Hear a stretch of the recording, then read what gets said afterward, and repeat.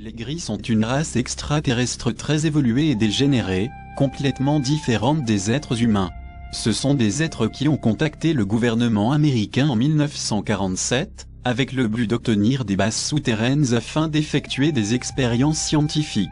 Ils sont arrivés pour la première fois sur notre planète en proposant en échange de ces bases, de la technologie encore inconnue pour nous. Ces créatures ne ressemblent à aucune autre race extraterrestre. Leur corps semble être à la fois dégénéré et hybride. Ils présentent en effet des caractéristiques anatomiques et physiologiques inhabituelles pour des êtres vivants. À la suite de crash d'ovnis occupés par les gris, des corps plus ou moins abîmés ont pu être récupérés un peu partout dans le monde par les militaires et envoyés dans des laboratoires aux États-Unis. Des autopsies approfondies et des analyses de leurs organes ont été réalisées par des médecins militaires. Voici en résumé les résultats de ces examens. Ils sont de petite taille, de 90 cm à 1,40 m. Leur corps est frêle et leurs membres sont longs et minces, les bras arrivant à la hauteur des genoux. Leur peau, de couleur gris verdâtre, plutôt claire, présente une texture rugueuse, plus ou moins ridée, exhale une odeur de soufre et ne possède pas de glandes sudoripares, ils ne transpirent pas. Leur corps comme leur crâne sont totalement dépourvus de poils, ils ne possèdent aucune pilosité. Par contre, certains témoins ont vu de petites écailles qui recouvraient la peau de certains individus. Leurs mains ne comportent que 4 doigts reliés entre eux par une fine membrane. Ils ont une grosse tête et un visage triangulaire. Leur bouche est très fine, à peine esquissée, sans aucune dent et elle est fermée par une membrane qui empêche l'ingestion d'aliments. Ils n'ont pas de nez, juste 2 protubérances à peine visibles qui font office de narines. Et ils n'ont pas d'oreilles, juste 2 petits trous de chaque côté du crâne. Leurs yeux sont énormes, noirs et en amande. Ils ne possèdent pas d'organes reproducteurs, ni de glandes mammaires, ni de nombril, ils sont asexués, sauf certains individus qui possèdent des organes sexuels externes atrophiés, mais qui sont dotés de glandes sexuelles internes en état de fonctionnement qui leur permettent de se reproduire par prélèvement de gamètes en laboratoire.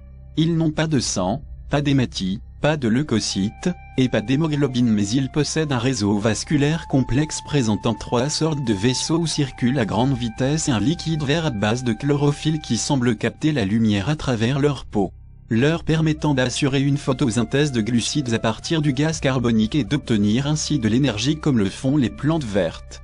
C'est cette chlorophylle qui donne une couleur verdâtre à leur peau grise.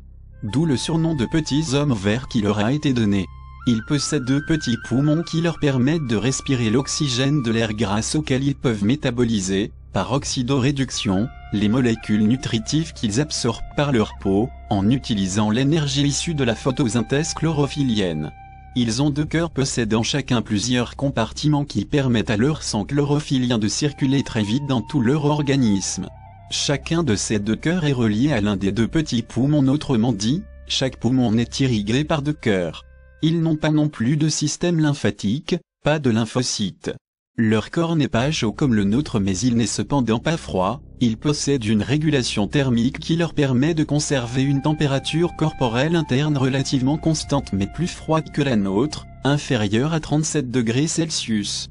Ils n'ont pas d'organes digestifs, leur œsophage est atrophié et ne communique pas avec l'estomac qui est absent. Il n'y a pas d'intestin et pas d'orifice anal, on n'a pas trouvé de foie ni de pancréas mais des organes inconnus. Ils semblent se nourrir par absorption au travers de leur peau et l'évacuation des déchets semble également s'effectuer par la peau, le sang chlorophylien suinte à travers leur peau. Ils ont besoin de certaines enzymes et hormones ainsi que d'anticorps que leur organisme ne fabrique pas ou en quantité trop faible. Ils trouvent ces molécules indispensables dans le sang et les muqueuses des bovins qu'ils prélèvent et découpent vivants avec une précision fantastique, sans endommager les cellules. Pour obtenir plus de sang, ils ont fabriqué d'étranges créatures sanguinaires qui prélèvent le sang pour eux, les chupacabras. Ils ne possèdent pas de larynx, pas de corde vocale, ils ne parlent pas, ils s'expriment seulement par télépathie. Ils n'ont aucun muscle strié, tous leurs muscles sont lisses. Leur squelette est cartilagineux, comme celui des requins et des raies, et ce cartilage présente une couleur lumineuse vert bleuté. Ils possèdent un gros cerveau divisé en 2 lobes, un antérieur et un postérieur, séparés entre eux par une membrane cartilagineuse, chacun de ces 2 lobes cérébraux est lui-même divisé en plusieurs lobes. La chlorophylle présente dans leur sang provient soit d'une insertion de gènes végétaux par génie génétique, soit d'une mutation originelle caractéristique de leur espèce. La seconde hypothèse semble la plus logique car la photosynthèse chlorophyllienne ne leur est d'aucune utilité sur Terre. En effet, la gris vive sous terre a de grandes profondeurs et ne sortent que la nuit, sauf exception, alors que la photosynthèse ne peut se faire que sous la lumière.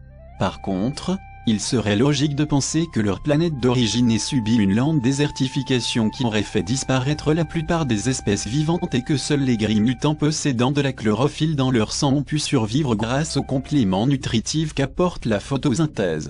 Les gris seraient donc des hybrides mi-reptiliens mi-humanoïdes dégénérescents qui auraient quitté leur planète d'origine à cause de la désertification et qui seraient partis à la conquête d'autres planètes sur lesquelles ils se seraient installés et où ils auraient évolué différemment en donnant ainsi naissance à différentes races de gris. N'hésitez pas à laisser un j'aime et de vous abonner pour voir les prochaines vidéos. À bientôt.